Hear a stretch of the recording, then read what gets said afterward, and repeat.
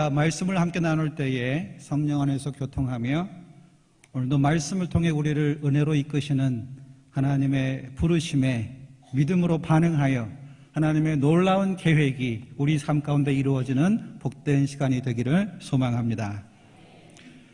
제가 안양에 있는 갈멜산 기도원에서 들은 예화입니다.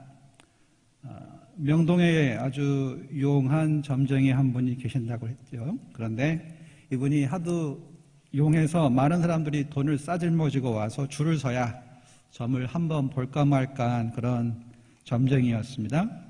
근데 이분이 어느 날 자기가 점친 대로 얼마나 됐나 궁금해서 다 일일이 전화를 해봤대요. 그랬더니만 자기가 점친 사람들 중에서 100명 중에서 30명만 점친 대로 되고 나머지 70명이 그대로 안 된 거예요. 그래가지고 점쟁이로서의 자존심에 스크래치가 나서 그 이유를 분석하기를 시작했어요. 알고 봤더니 점친 대로 안 된 사람들은 다 예수를 믿는 사람들이라는 것입니다. 분명히 점괘는 음주운전으로 죽었어야 되는데 그 사람이 예수를 믿고 에베소서 5장 18절 말씀 술 취하지 말라, 이 말씀을 듣고 회개하고 술을 끊었더니 음주운전을 안 하게 돼서 멀쩡하게 살아있고, 치고받고 싸우다 죽어야 할 사람이 마태복음 5장 44절 원수도 사랑하라, 이 말씀을 만나가지고 또 회개하고 원수를 용서하니까 잘 살고 있고, 게으른 병이로 살아야 할 사람이 예수 믿고 데살로니가 후서 3장 10절 일하기 싫거든 먹지도 말게 하라, 이 말씀을 받고 회개해서 열심히 일해서 잘 살고 있더라는 것입니다. 예수 믿는 사람에게는 타고난 사주도 소용없다는 사실을 깨닫고 그 점쟁이가 예수님을 믿고 지금은 교회의 장로님이 되셨다고 합니다.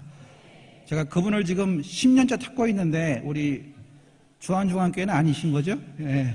언제가 찾을 날이 있겠죠. 왜 예수님을 믿으면 점괘대로 안 되고 예수 믿는 사람이 있으면 무당이 굿을 못할까요? 점쟁이가 되기 위해서는 주역이라는 책을 공부해야 하는데요, 주역에 의하면 사람을 집으로 봅니다.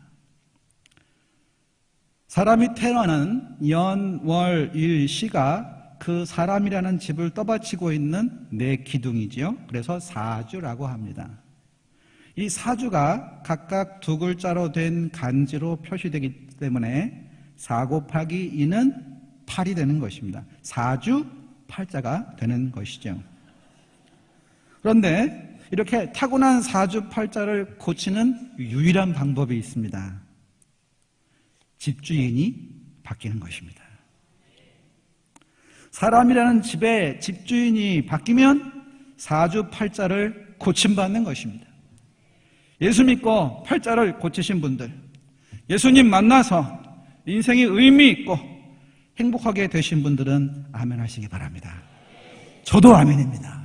우리는 예수의 증인입니다. 오늘 성경을 보니까 평생 말 못하는 팔자로 살아가던 사람이 예수님을 만났습니다. 예수님 만나기 전까지 얼마나 답답하고 살기가 힘들었을까요? 오늘 본문 앞부분에 14절에 보면 이 사람은 병으로 말을 못하게 된 것이 아니라 말을 못하게 하는 귀신이 들려서 말을 못하는 사람이었습니다. 예수님께서 귀신을 쫓아내시니 그 사람이 말을 하게 된 것입니다. 예수님을 만나서 말 못하는 팔자를 고친 것입니다. 그런데 헛소리를 하는 사람들이 있었습니다. 예수님께서 귀신의 왕인 사탄의 힘을 빌려서, 바알세불의 힘을 빌려서 귀신을 쫓아냈다고 주장하는 유대인들이 있었습니다. 예수님께서 그들에게 하신 대답 속에서 우리는 팔자를 고치는 비결을 발견할 수 있습니다. 20절, 21절 말씀을 보면 이런 교훈을 발견합니다. 우리 힘으로는 사탄을 결코 이길 수 없다는 것입니다. 20절에 보면 예수님을 통해서 하나님의 나라가 이미 임한 증거를 말씀하고 있습니다. 예수님께서 하나님의 손이신 성령을 힘입어 귀신을 쫓아내신 것입니다.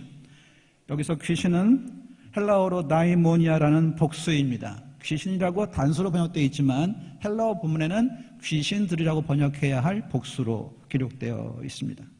본문의 앞장인 10장 7절에도 17절에도 보면 누가복음 10장 17절에 보면 예수님이 파송하신 70인이 선교여행을 하고 돌아와서 이렇게 보고합니다. 예수님의 이름을 선포하기만 해도 귀신들이 항복했습니다. 여기서 귀신들도 다이모니아 같은 헬라어 복수형을 쓰고 있습니다. 귀신들은 복수입니다. 귀신이나 귀신들이나 다 복수입니다.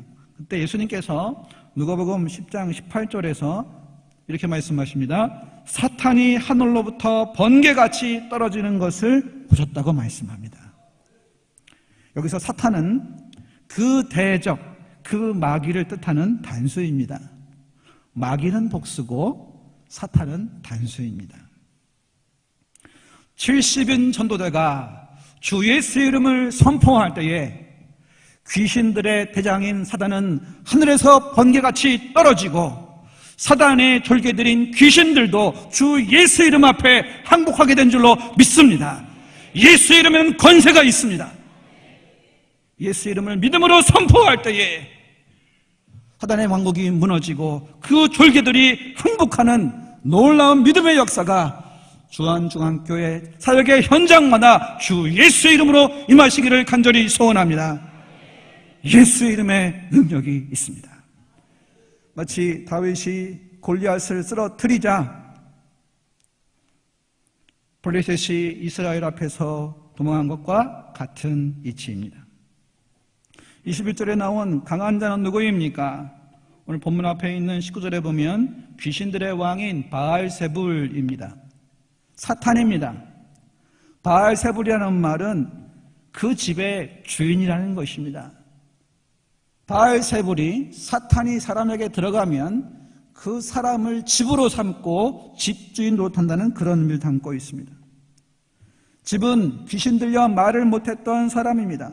사탄이 그 사람을 집으로 삼고 있었던 것입니다. 그 누구도 사탄의 포로가 된 그 사람을 구해줄 수 없었습니다. 왜냐하면 사탄은 강한 자이기 때문입니다.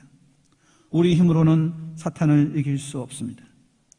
눈에 보이지 않는 영적 세계에는 두 가지 권세가 역사하고 있습니다. 그 중에 한 가지가 바로 공중의 권세 잡은 자, 사탄의 권세입니다. 그 강한 자인 사탄의 권세를 더 강한 자인 예수 그리스도께서 성령의 능력으로 쫓아내시고 물리치시며 한 길로 들어온 원수마귀 사탄을 7길로 쫓아내실 줄로 믿습니다. 강력범, 흉악범들에게 왜 그랬냐라고 질문을 하면 대개 두 가지로 대답을 합니다. 첫째는 홧김에 그랬다. 둘째는 마음속에서 그렇게 하라는 소리가 들렸다. 죄인인 사람의 마음이 혈기와 정욕으로 가득할 때 강한 자인 사탄의 목소리가 들려와서 따라갔다는 사람들이 많습니다. 21절에 보면 강한 자인 사탄이 완전 무장을 하고 자기 집을 지키고 있다고 말씀합니다. 사탄의 무장은 사탄의 권세를 의미합니다. 사탄이 사람을 조종하는 가장 강력한 무기는 무엇입니까? 죽음의 권세로 일으키는 죽음의 공포입니다.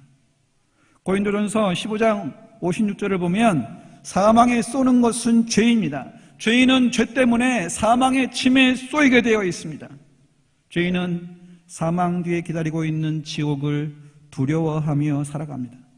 그래서 인간은 늘 죽음을 의식하며 살아갑니다. 특별히 우리말에는 다른 언어에는 없는 기가 막힌 표현이 있습니다. 뭐뭐해서 죽겠네. 아파, 배고파, 외로워 죽겠네. 여기까지는 이해가 돼요? 행복해서 기뻐서 죽겠네. 심지어 청소년들은 감동적인 수간에 이런 말을 합니다. 죽인다, 죽여준다. 우리는 늘 죽음을 의식하고 살아가는 것입니다. 죽음은 부정할 수 없는 현실이기에 내일이 없는 하루살이처럼 불 속으로 뛰어드는 불나방처럼 허무한 쾌락에 몸을 던지기도 하는 것입니다. 죄인은 죄로 인해 죽음의 공포에 사로잡혀서 강한 자 사탄을 이길 수 없기 때문입니다. 우리에게는 강한 자 사탄을 이기실 수 있는 더 강한 자 주 예수 그리스도가 필요한 줄로 믿습니다. 22절 23절에 보면 더 강한 자이신 예수 그리스도께서 강한 자인 사탄을 쫓아내심을 말씀합니다. 오직 예수님만이 사탄을 쫓아내십니다. 22절에 보면 강한 자인 사탄이 드디어 임자를 만났습니다. 더 강한 자가 나타난 것입니다. 바로 하나님의 아들이신 주 예수 그리스도이십니다. 더 강한 자이신 예수님이 강한 자인 사탄을 굴복시키고 사탄이 집주인이 되어 붙들고 있던 그 사람을 구해내신 것입니다. 그래서 말 못하던 사람이 말을 하게 되었습니다. 이제 누가 그 집의 주인입니까? 더 강한 자이신 예수님이십니다. 전에는 사탄의 포로가 되어 말 못하던 그 사람이 예수님을 만나 말 못하는 팔자를 고치고 말을 하게 된 것입니다. 22절 하반절에 보면 그의 재물을 나누느니라 말씀하고 있어요. 사탄이 집주인 노릇을 하여 권세를 부릴 때에 그 사람이 빼앗겼던 정상적인 삶을 예수님께서 회복시켜 주셨습니다. 예수님의 선물은 정상적인 삶에 그치지 않습니다. 예수님께서 사탄을 굴복시키시고 나누어 주시는 전리품은 성령의 충만입니다. 은사들입니다. 천국의 영생을 포함한 풍성한 생명 구원의 선물인 줄로 믿습니다. 23절에 보면 우리가 영적 전쟁의 한복판에 있다는 사실을 알게 됩니다. 예수님과 함께하지 않는 사람은 예수님을 반대하는 사람이고 예수님과 함께 모으지 않는 사람은 해치는 사람입니다. 여러분, 전쟁터에서는요 아군 또는 적군밖에는 없습니다. 이것을 피아식별이라고 합니다. 주 안에서와 그 힘의 능력으로 강건하여지고 하나님의 전신갑주를 입을 때 마귀의 간악한 괴계를 능히 대적할 수 있음을 에베소서 6장 10절 11절은 말씀하고 있습니다. 야고보서 4장 7절에 보면 마귀를 대적하라 그리하면 너희를 피하리라. 우리의 입술로 주 예수 이름을 선포하며 마귀를 대적할 때에 그 예수 이름의 권세 때문에 마귀가 피할 줄로 믿습니다. 예수님 편에 견고하게 서셔서 사탄을 대적할 때에 우리의 대장 되시는 주 예수께서 친히 사탄의 괴계와 견고한 진을 파하십니다.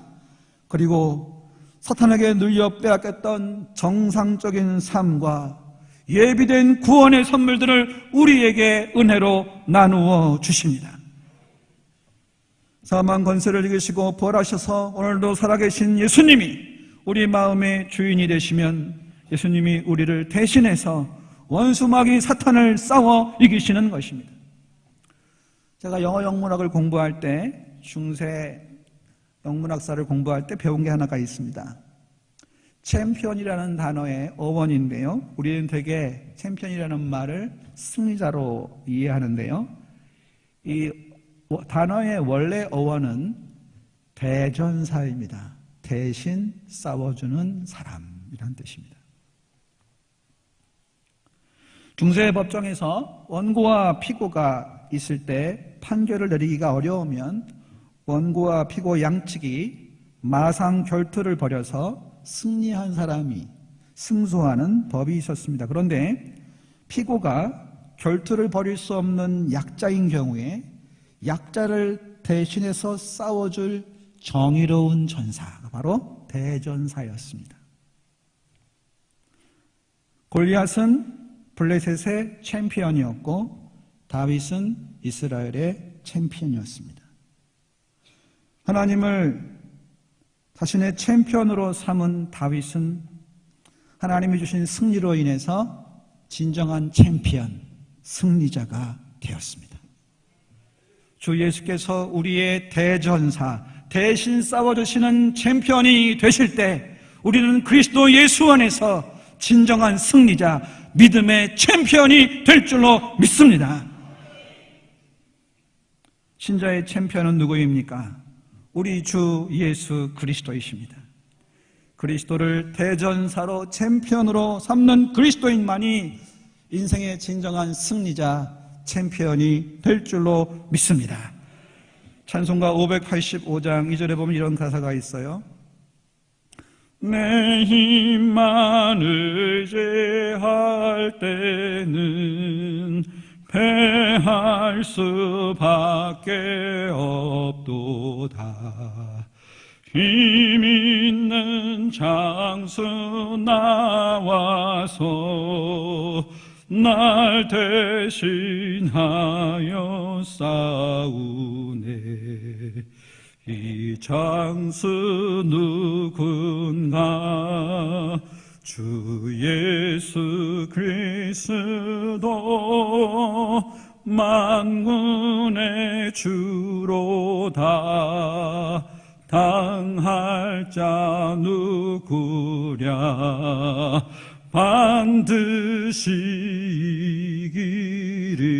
이기리로다. 할렐루야. 이 찬양에 이어지는 찬송가가 뭘까요? 영광 영광 할렐루야. 영광 영광 할렐루야. 영광 영광 할렐루야. 곧 승리하리라. 할렐루야. 예수 그리스도를 대전사로 삼는 그리스도인에게 주님께서 그리스도 예수의 승리에 동참하는 진정한 승리의 기쁨을 주실 줄로 믿습니다. 예수님을 우리 마음에 모시면 어떤 일이 일어날까요? 예수님을 주인으로 모시면 마음의 평화가 찾아옵니다. 마태복음 12장 28절 말씀에 수고하고 무거운 짐진 자들아 다 내게로 오라. 내가 너희를 쉬게 하리라. 주님 말씀하셨습니다. 예수님을 주인으로 모시면 생활의 축복이 시작됩니다. 요한일서 3장 8절에 보면 하나님의 아들이 나타나신 것은 마귀의 일을 멸하려 하십니다. 저와 여러분을 속이고 죽이고 멸망시키려는 그 마귀의 일을 예수님께서 멸하신 줄로 믿습니다. 예수님이 마음속에 오시면 마귀의 일을 멸하심으로 잘되고 형통하고 꼬인 것이 풀리며 닫혔던 것이 열린 문의 축복이 임할 줄로 믿습니다. 우리가 예수님을 믿고 영접하면 하나님의 자녀가 되고 하나님의 자녀의 권세를 받으면 사탄은 우리를 만지지도 못합니다. 참된 행복이 찾아옵니다. 예수님이 다스리시는 평강의 열매를 생활의 축복으로 받아 누리시기를 바랍니다. 예수님을 주인으로 모시면 죽음의 공포에서 해방됩니다. 예수님이 우리의 구주가 되시면 죄와 사망과 지옥의 권세에서 우리를 건져내시는 것입니다. 예수님께서 우리 인생의 인도자가 되시고 우리 삶을 이끌어 주십니다. 요한계시록 3장 20절 말씀, 볼지어다 내가 문 밖에 서서 두드리노니 누군지 내 음성을 듣고 문을 열면 내가 그에게로 들어가 그로 더불어 먹고 그는 나로 더불어 먹으리라. 주님은 들어오시면 떠나지 않으십니다. 함께 사심을 말씀하고 있습니다.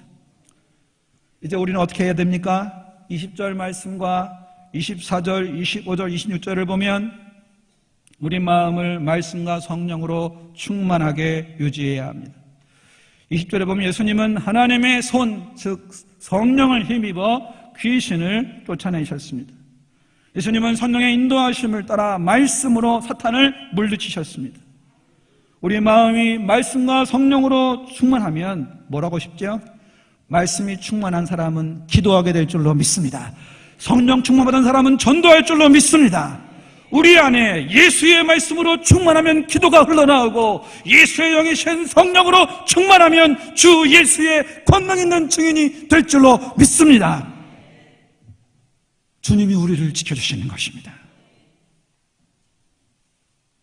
요한일서 5장 18절 보면 하나님께로서 나신 자가 저를 지키심에 악한 자가 저를 만지지도 못하느니라. 우리의 심령을 주님의 말씀과 주의 영으로 충만케 될 때에 주님이 지켜주심으로 악한 자가 만지지도 못하는 역사가 우리 삶 가운데 날마다 이어지기를 간절히 소망합니다. 집이 아무리 깨끗이 청소가 돼도 비어있으면 처음 귀신보다 더 악한 7 귀신이 들어간다고 경고하고 있습니다. 바로 이것이 19절에 나온 유대인들이 했던 축사 사역의 문제였어요. 쫓아내긴 쫓아냈는데 비어 있으니까 더 흉한 귀신들이 때려 들어오는 것입니다. 오직 예수님만이 우리의 마음을 평안으로 기쁨으로 지켜주실 줄로 믿습니다. 예수님 외에는 그 누구도 우리의 마음을 지켜줄 수 없기 때문입니다. 예수님이 우리 마음의 집주인이 되셔야 합니다. 예수님이 우리의 마음의 집주인이 되시면 우리 안에 말씀으로 거하시고 성령으로 충만하게 하십니다. 사주팔절의 굴레에서 노임을 받습니다. 예수님을 주인으로 모시면 인생이 달라집니다.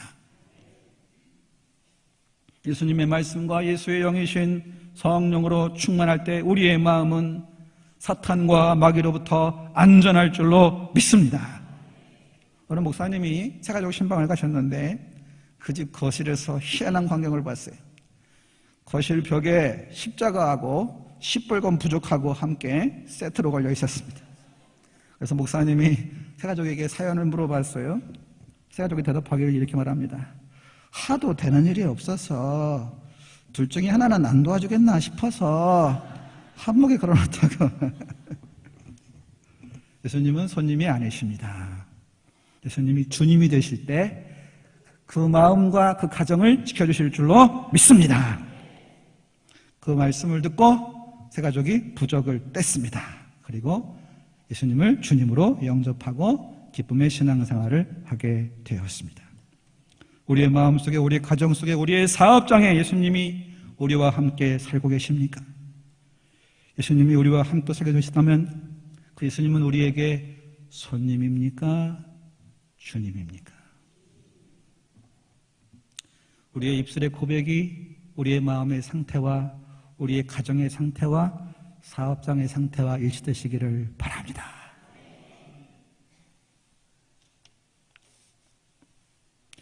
예수님을 우리 마음의 안방의 주인으로 모시고 아예 우리 마음의 집을 주 예수의 이름으로 등기해 드리시기를 바랍니다. 주님은 주님의 것을 지키시기 때문입니다. 프랑스 남부의 한 교회에 담임 목사님이 부임하셨어요. 교회에서 인정을 받는 중직자 부부가 목사님께 좋은 인상을 남기고 싶어서 목사님의 신방을 기다리고 있었습니다. 어느 날 남편이 직장에서 돌아왔을 때 부인이 말합니다. 그날 담임 목사님이 신방대왕과 함께 신방을 다녀가셨다고 답을 했어요. 목사님이 무슨 말씀하셨냐고 남편이 아내에게 물었더니 부인이 말합니다. 따로 말씀 안 하시고요. 이 댁에 예수님이 사십니까? 라고 물으셨어요. 저는 대답을 할 수가 없었습니다. 남편이 당황했습니다. 왜 당신은 우리가 매일 성경을 읽고 기도한다고 말하지 않았소? 부인이 말합니다. 목사님은 그걸 묻지 않으셨어요. 남편이 화가 더 났어요. 왜 우리가 교회의 중직자인 것을 말하지 않았소? 부인이 목이 메어 울면서 이렇게 말했습니다. 담임 목사님은 그것도 묻지 않으셨습니다. 한 가지만 물으셨습니다. 이 댁에 예수님이 살고 계십니까? 아내의 눈물 속에서 남편이 진심을 느꼈습니다. 그리고 정말 자신의 가정에 예수님이 주님으로 살고 계신지 물어보기 시작했습니다. 그리고 그 부부의 삶은, 신앙은 서서히 변화되기 시작했습니다. 저는 오늘 이 질문을 우리 모두에게 하기를 원합니다. 우리의 마음에 예수님이 주님으로 살고 계십니까? 손님으로 살고 계십니까? 우리 마음에 예수님이 주님으로 살고 계시다면 우리가 치워야 할 것은 무엇일까요? 우리 마음속에 있어야 할 것은 무엇일까요? 치워야 할 것은 회개하시고 있어야 할 것은 주 예수의 이름으로 간구하시기를 바랍니다. 예수 믿고 팔자를 고치셨습니까? 주님으로 부르며 주님으로 모시고 있습니까? 손님으로 모셔도 기적을 경험할 수 있습니다. 그러나 주인으로 모시고 사는 삶의 축복과는 비교할 수 없어요. 주인으로 모시면 풍성한 생명과 성령의 열매를 거두게 될 줄로 믿습니다. 예수님을 주님으로 모시고 살 때 마음의 근본적인 변화와 삶의 평강의 열매가, 평강의 왕이신 주님의 통치가 우리의 삶 속에 평강의 열매로, 생활의 축복으로 경험되고 고백되고 간증되고 증거될 줄로 믿습니다.